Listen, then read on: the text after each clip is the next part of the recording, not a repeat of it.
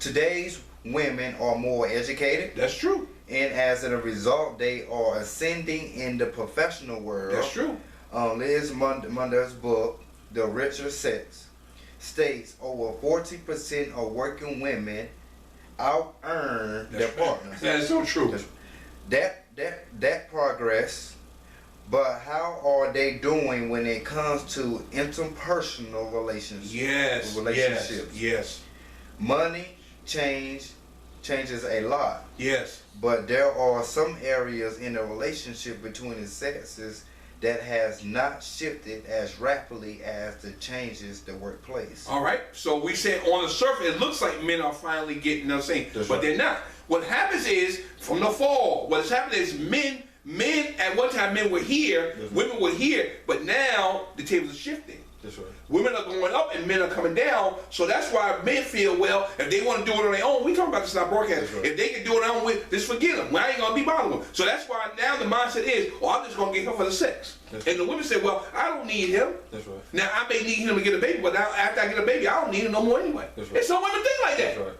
You see what I'm saying? So what happens is, the men, we as men, we have destroyed the relationship structure about emotion and loving our women in our lives, because we only concentrate on the sex part. When the women wanted a commitment and emotional connection, you only wanted sex. So what you have done, you have really destroyed the fabric of manhood and womanhood coming together as being one, because you have used and abused what God has given you. Now when the woman is elevated, has been elevated, now you are on the bottom, and then you feel that it's not fair now, and now you cannot compete, so you're going to do what you can to get the sex and move on. That's why so many men today, they want to plant the seed and have 10 and 12 babies here and there to get the trophy, like you said, or like you was explaining before. That's why they do that, because they feel they can't compete no more. That's right. But that was their problem. They the one that created that. Yeah.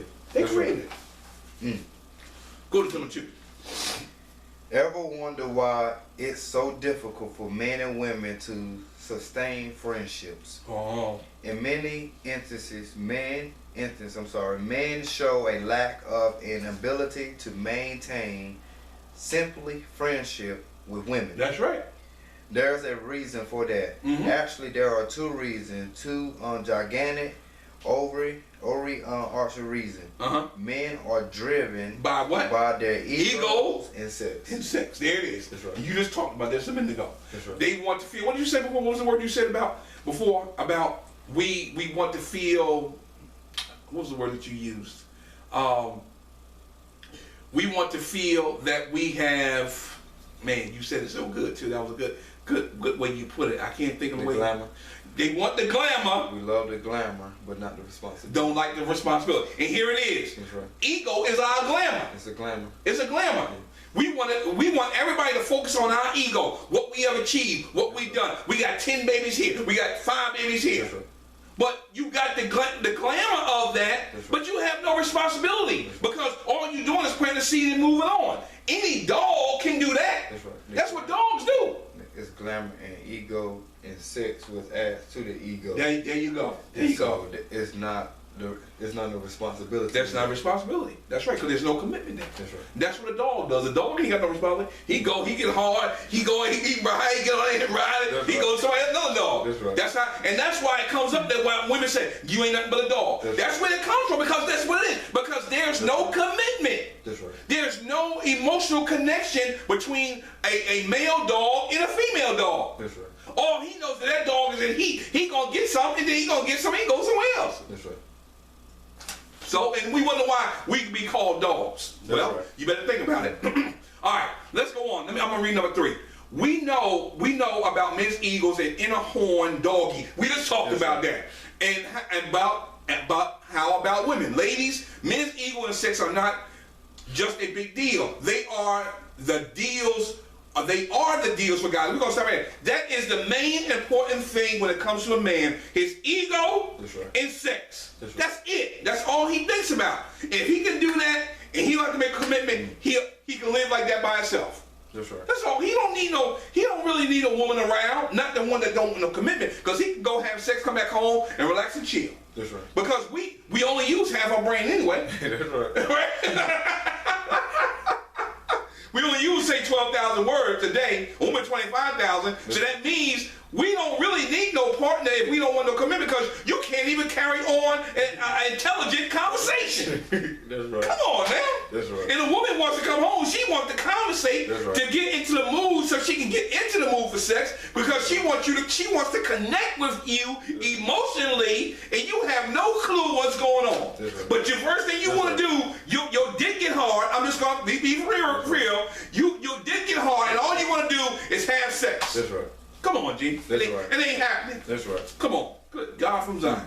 What about the guys? Haven't they involved also? Not really. There's a big difference with how men have handled the recognition of women. But the difference is that they are finally being recognized. Women are. They have been doing their thing as long as men have. The difference is that they are finally being accepted. On the other hand, many men had to be dragged, kicking, screaming to accept the resulting accent in women throughout culture. And unfortunately, too many guys give lip service and not much else to women. That's right. And that's what we do. We talk a good game, but we ain't got nothing behind it. That's right. We ain't got nothing Just behind like 1 Corinthians 4:13. it. There you go, back to that again, right? Yeah, it's like 5 revelations. I know, out there. off that one verse. Wow. Powerful, man. Talk a good game. Good God from Zion. They have no shut-off switch in their brain, so they keep consuming. Ego and the ID control their lives. There it is again. That's right. Most men cannot look at a woman without sizing her up sexually. Yes. That is so true. That's right. First thing we see big breasts, we That's see a big butt. That's Oh my God. That's all we look at. That's right. Good. Did you see that? Good God from Zion. You remember the song with the Commodores, She's a Brick House? 36, 24, 36? No, I haven't. Oh man, you gotta hear that song. Woo! But that's what I'm saying. That's it. First thing, we are moved by what we see. That's right. It's a sex thing. We are driven by egos in what? Sex. In sex. There. That's where the complication comes in. That's why. Because we think on two different terms. All right?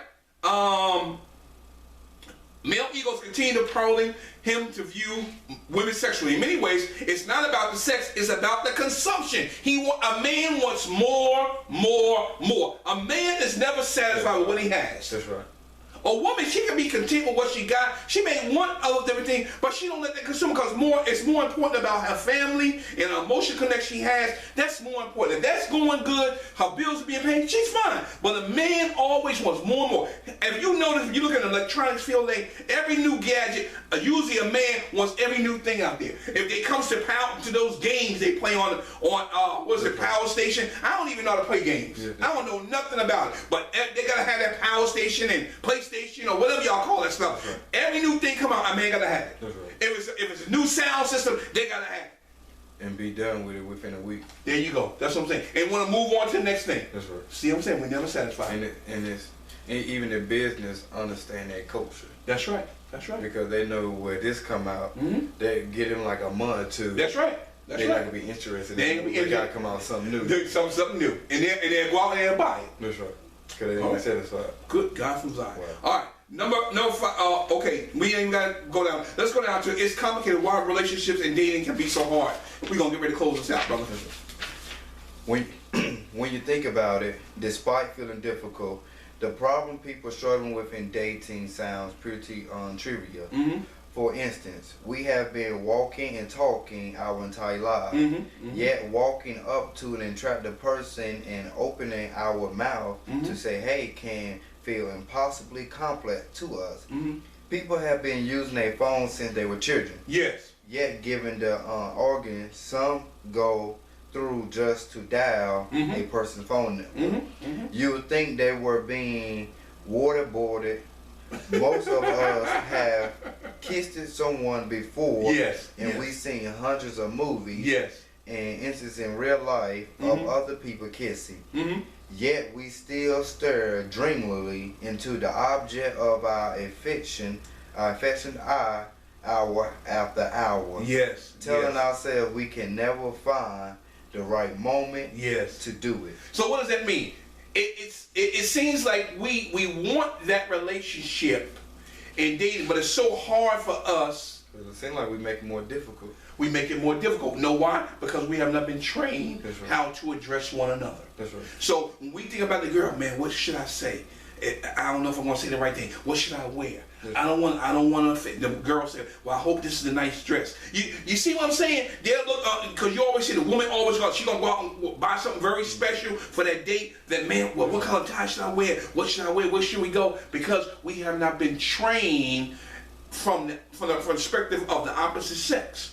Until we understand about emotions and we understand about the physical part of men, we're going to always have that problem. It's always going to be a complication when it comes to dating because we don't know how to break the ice. Because a man is always going to look and perceive it as a physical attraction. The woman's always looking for that caregiver. She's looking for that good man that's going to be, it's very strange, Brother Dwight, and we're going to move on. It's very strange. Every time a woman meets a man, she's always in the back of her man. He'll be a good husband for me. Yeah. I mean, we'll be good babies. You see a man ain't thinking about that. No. A woman's always thinking about it in the back of her mind. So when we come into relationships like that and we try to get together, it's always going to be a problem and then when a woman don't work out with the woman's crushed because he didn't call me. That's right. He said he's gonna I gave you my number. You didn't call me. Why you didn't call me? That's right. She's already in her mind, already looking 10 years down the road. 10 years down the road. You only looking 1 week. 1 week. There it is. Hey, well, I'll call. I got the number. I'll call whenever. You see what I'm saying? That's right. I got the number now. We good. Yeah, we good. I'll call. I'll let her suffer for a week or so. That's right. I don't want to make her seem that I'm desperate. That I'm desperate. It's a saying that I heard that when you get someone them, you wait 3 days to call them. Well, it could be true, but that's the problem. That the woman's always looking for the relationship, the care. We always talk about the caregiver. Right. She's looking for the commitment, looking for her children. Will he be the one that I can do this with? She's always, but a man isn't looking. He's always looking at the physical part of that woman.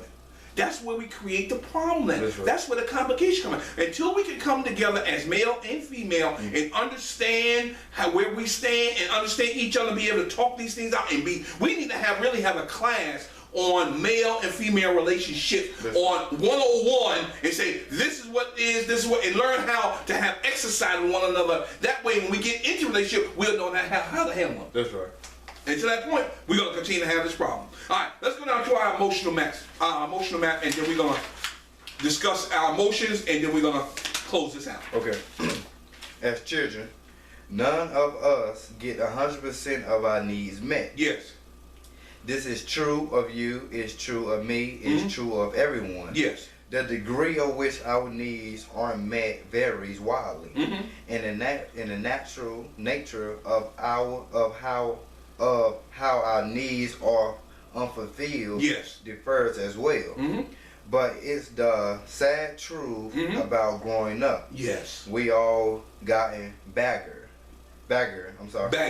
And some of us have a lot of it. Yes, that's right. Whether it's a parent who didn't hold us enough, or who didn't feed us regularly enough, a father who wasn't around often, a mother who left us and moved away, being forced to move from school to school as a child and never having friends.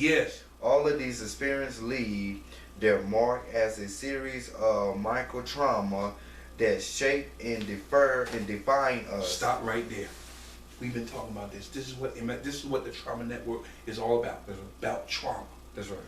How can we, as men and women that have experienced trauma in our youth, be able to go into a relationship and build a successful relationship if we have not dealt with the traumas of the past? That's right.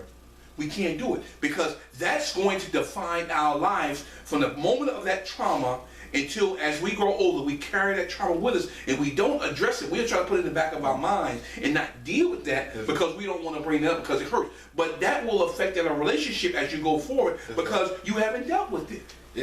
I was watching Empire, and I'm sure that majority of the people around the world were watching Empire last night, and God spoke to me, and I posted on Facebook that Terrence Howard, he was misdiagnosed. Okay. with ALS. Okay. And they found out that he didn't have it. He Okay. wasn't sick, but because of his past, him murdering people. Oh, okay. It was messing up his mind and his thinking. Yes. So what God gave me, He said, if you don't address your past, your past will torment you. Yes, it will. If you don't address it. Yes. And that's what's happening.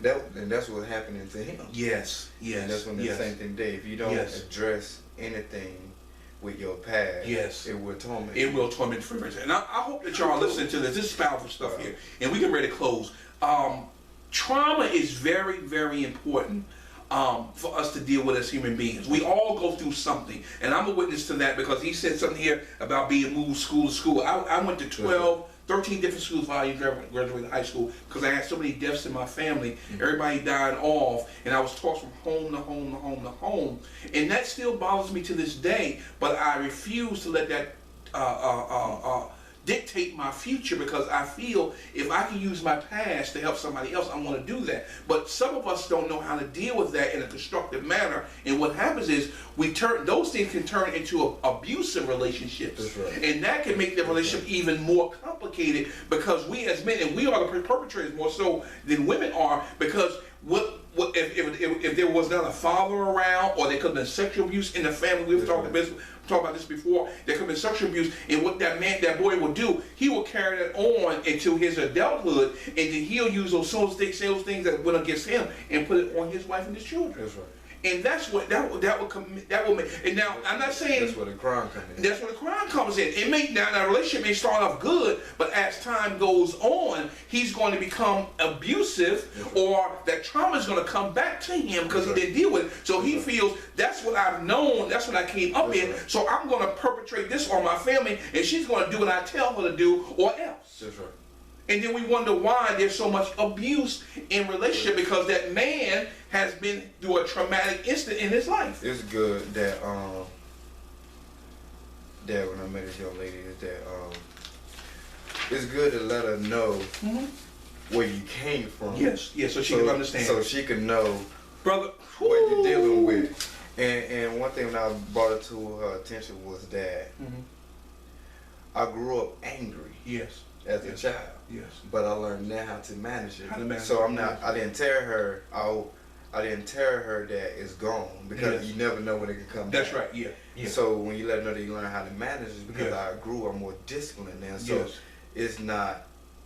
So she won't have a surprise. Exactly. But so, exactly. And so that she would know. Yes. The different things that you went through. Yes. The different things that you struggled with, and how you overcame. Absolutely. So I feel like it's important. Absolutely. That men specify that, or let that woman know. Yes, I agree. Even if you better at handling and dealing with it, she still should know. Absolutely. My childhood, I used to be an angry. I used to do this and that. And this how it affected me. But now, absolutely. I agree, brother. I'm more disciplined in handling that. Yes. Because you never know what might happen. That's right. You don't know.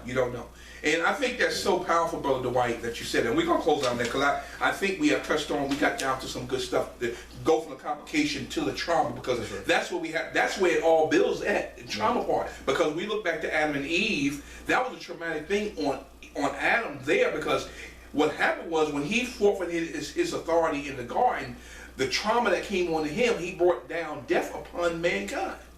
And what happened was, instead of him facing the trauma of not addressing her emotional needs, he hid from them. You see? That's right. And now what happened as generation after generation after generation to now, we are suffering from that sin that he committed in the garden. That's right, because he didn't want to deal with it. He didn't want to deal with it. And that's why we as men hide behind our masks. And you men that are out here that are listening to this, for you to have a successful relationship, all right, for there not to be no complications in a relationship, you have to learn how to deal with your trauma. Right. Women as well, you got to learn how to deal with your trauma. Why our relationship is so complicated? Because we as men, we are moved by what we see. That's right. Men want sex. You as a woman, you want a commitment. But we cannot have those things unless we are taught these things and how to deal with our past, so we can have a successful relationship. Now we talked about this last week, Brother Dwight. Until we learn how to come together and recognize that that if we don't understand one another, we cannot come together and talk and agree, then we're not going to have a successful relationship. It's not going to happen. And I hope that you got something out of this message tonight. It really hit home now because it touches me, because I know I've been through this. You know, I didn't have a father, I didn't have a mother. I don't know what that is, and it really hurts me when I look at Mother's Day. When it comes around again, it's getting ready to come around, it hurts me so much because I never had a mother to go to talk